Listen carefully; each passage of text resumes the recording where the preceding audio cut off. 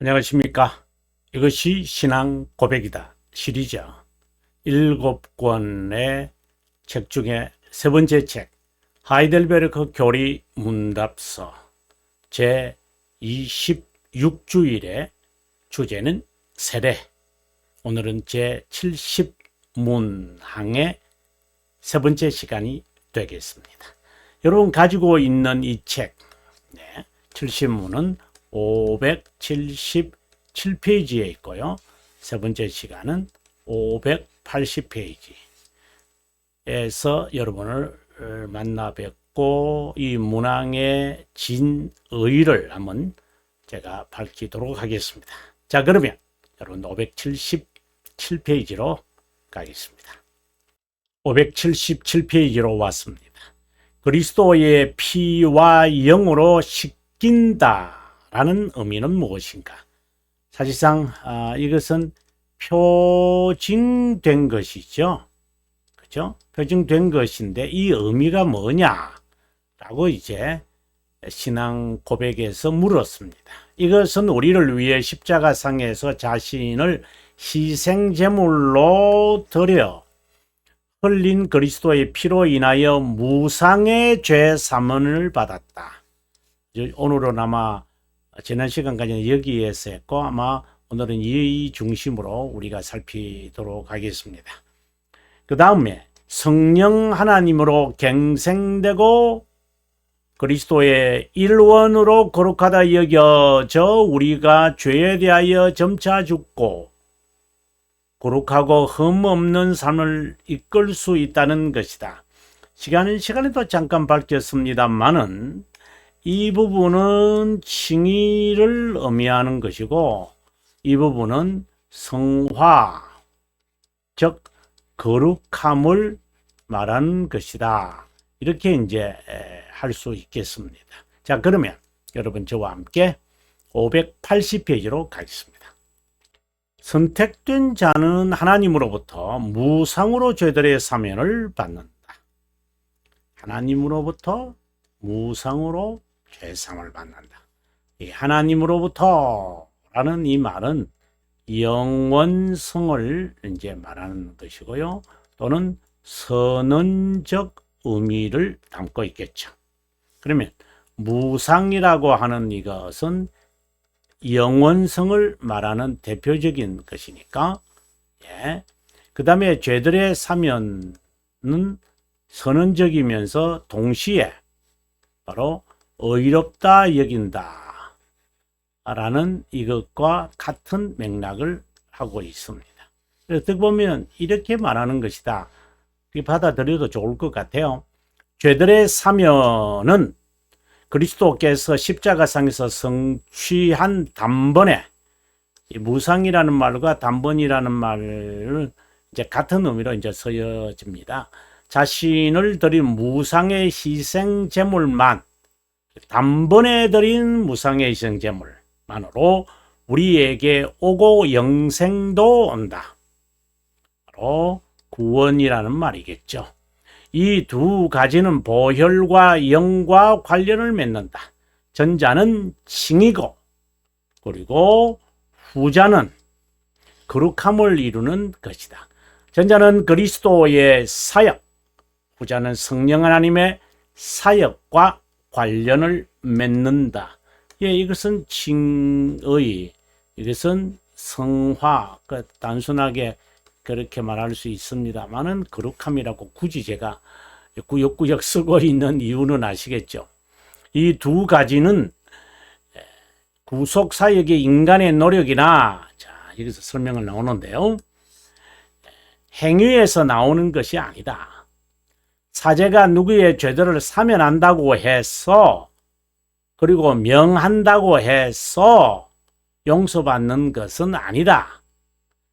그것은 적 그리스도의 가르침인 로만 카톨릭이다. 일부만이 속죄의 혜택을 받기로 되어 있습니다.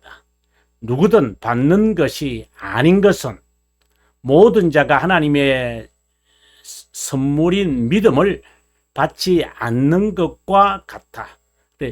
이 인간의 노력에 행해서 나오지 않는다라는 이 말은 또 다른 말로 한다면, 네, 선택된 자에게만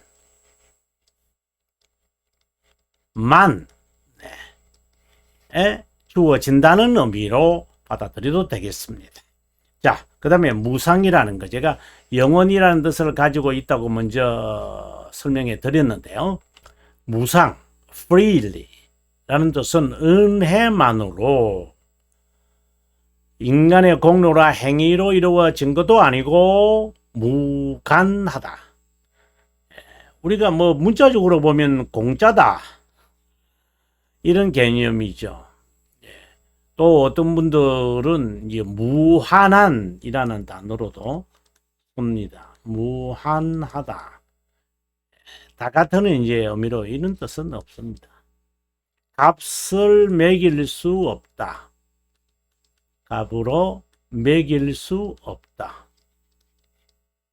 이제 이런 개념으로도 우리가 받아들일 수 있습니다. 그래서 예정의 수동적 은혜와 예정의 동반자다. 시간의 개념보다는 영원을 의미하고 무한이라는 단어, 지금 여기서 말했습니다만은 은혜의 만기인하고 성령 하나님의 사역이기에 수동적 은혜라고 말한다. 그래서 무상의 은혜다, 수동의 은혜다, 무한한 은혜다, 영원한 은혜다, 전적인 은혜다, 뭐 이런 단어들은 다 이제 영원성을 말하면서 하나님 편에서 우리의 죄들의 용서를 선언하는, 하나님은 우리들에게 선언하는 거죠. 뭐 우리 눈치 보고 뭐 이렇게 하는 것은 아니다라고 하는 것을 좀 기억했으면 좋겠습니다. 그래서 제가 여러분 정말 강조하는 것, 그 하나님 측면과 진리를 말할 때 인간 측면, 이 관점을 상실하거나 이 관점을 적용을 하지 않으면 정말 언제든지 아르미니우스 주의로 빠지게 된다. 그래서 제가 돌토레이터 법규를 제가 설명을 하면서 이 점을 제가 밝혀내면서 강조하고 있고, 영혼과 시간에 대한 이 개념을 벨지카에서 제가 잘 드러내고 있고, 하이델베르크 지금 공부하고 있는 이 내용에서는 하나님의 정의의 만족, 진노의 달램이라는 이 키워드를 좀 키워드라는 것 좀 다른 것을 좀 격화시키는 거니까 좀 조심스럽지만 정말 주요한 내용으로 제가 여러분에게 소개하고 또한 제한하는 그런 절차를 밟고 있습니다. 자, 이제 두 번째 이야기 한번 들어가겠습니다. 세례의 이중적 시선 중 내적이고 불가시적인 시선, 또 다른 말로는 중생의 시선이다, 이런 말로도 하는데요. 피와 영 또는 보혈과 성령의 관계 중에 두 번째의 영은 그리스도의 영이지만 그분의 구속 사역을 실제로 선택된 자에게 적용하는 면에서는 성령 하나님을 일으킨다. 그리스도의 영이라니까 그리스도가 가지고 있는 영, 이런 개념이 아니라 같은 말입니다. 근데 왜 그리스도의 영이라고 하며 또 어떤 데는 양자의 영이라고 하느냐, 이런 개념들은 그 문맥에서 그 의도하는 바가 있습니다. 하나님 앞에 언제든지 액세스할 수 있는, 접근할 수 있다는 그런 측면을 이야기할 때는 양자의 영이다. 그리고 그리스도의 영이라는 이 개념은 그리스도의 구속 사역을 선택된 자에게 적용하시는 성령 하나님의 사역을 이제 이야기하는 것이고, 그 다음에 영의 역사다 이렇게 이야기하게 될 때는 삼위 동질이신 하나님을 말하지 성령 하나님을 딱 지칭해 가지고 말하는 경우도 있겠으나, 일반적으로는 하나님은 영이시기 때문에 하나님의 사역이다. 영혼에서의 사역이다. 이제 이러한 내용을 좀 더 이제 밝히려는 측면이 있다고 여러분에게 말씀을 드립니다. 피는 칭의, 영은 거룩함을 이루는 것과 관련을 맺다. 그래서 이 문항에서는 이거 1번이고 이거는 2번으로 다루고 있죠.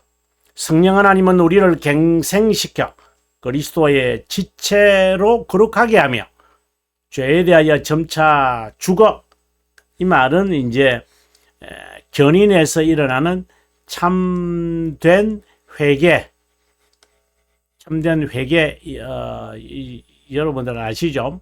이제 88문이잖아요. 우리가 하이델베르그 뒷부분에 나옵니다만은 88문. 예. 88문. 88문. 예. 이게 이렇게 되겠네요. 예. 흠 없는 삶을 살게 한다. 이것은 전체적으로 말하면 중생과 견인이다. 서로가 이렇게 서로 대비가 되어진다. 네.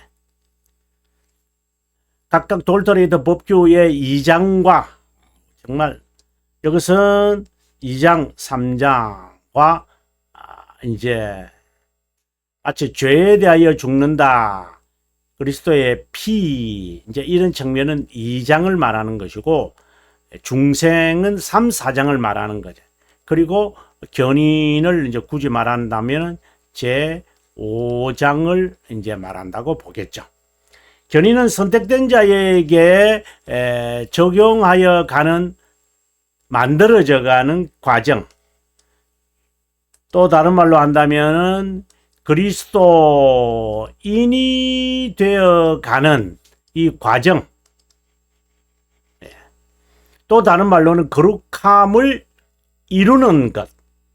그 수단은 참된 회개고, 이것은 이렇게 두 가지로 나누어지고, 견인이라는 것은 참된 회개와 관련이 있고 중생된 자의 삶을 말하고 선택에 기인한다는 것이고, 육체의 잔재들과의 전투, 참된 회개, 거룩함 등으로 묘사되는데, 육체의 잔재를 이해를 하려면 악의 삼총사를, 우리 견인에 있어 거룩한 삶을, 그리고 확신을 불안하게 만들고 그리고 의심하게 만드는 것은 악의 삼총사잖아요. 바로 사탄, 세상, 그리고 이것이죠.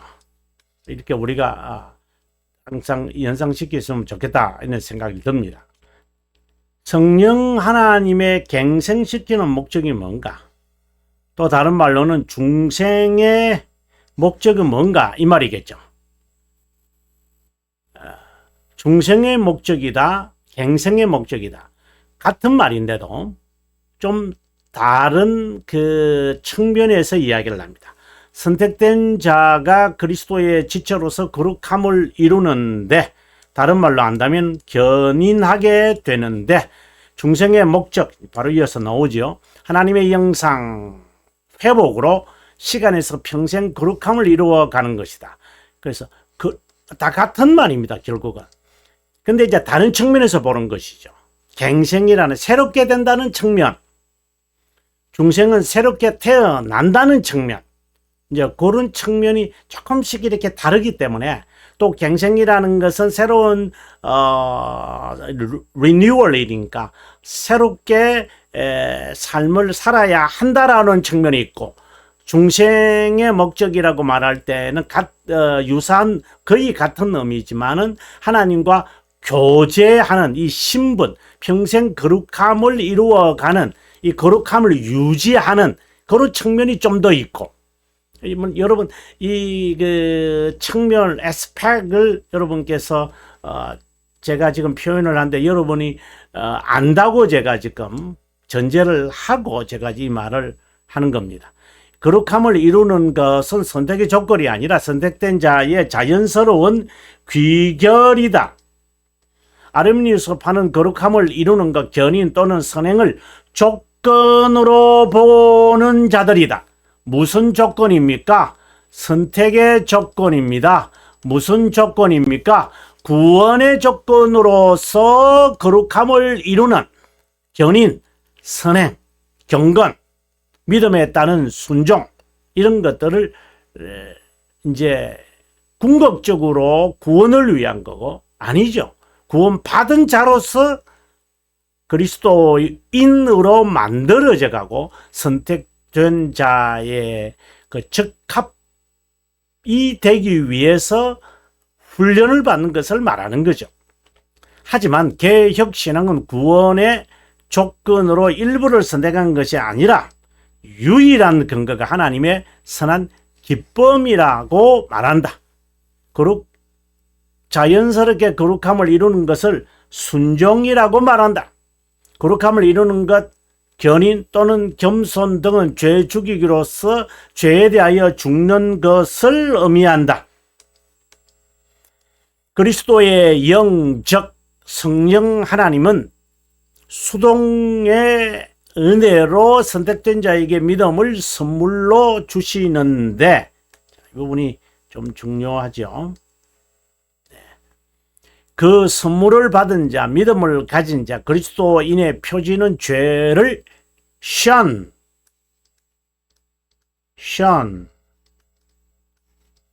대표적인 사람이 evil인데, evil. 대표적인 사람이 우리가 잘 아는 그 욥이라고 하는 사람을 떠올리면 될 것 같아요. 믿음을 가진 자, 그리스도의 표지는 죄를 피하고 의를 따르고 참 이웃과 이웃을 사랑하고 육체의 일들과 함께 육체를 십자가에 못 박는 것을 의미한다. 여러분, 오늘 여기까지 하겠습니다. 다음 시간에는 이 단번 영원성을 갖고 있는 이 내용을 보도록 하겠습니다.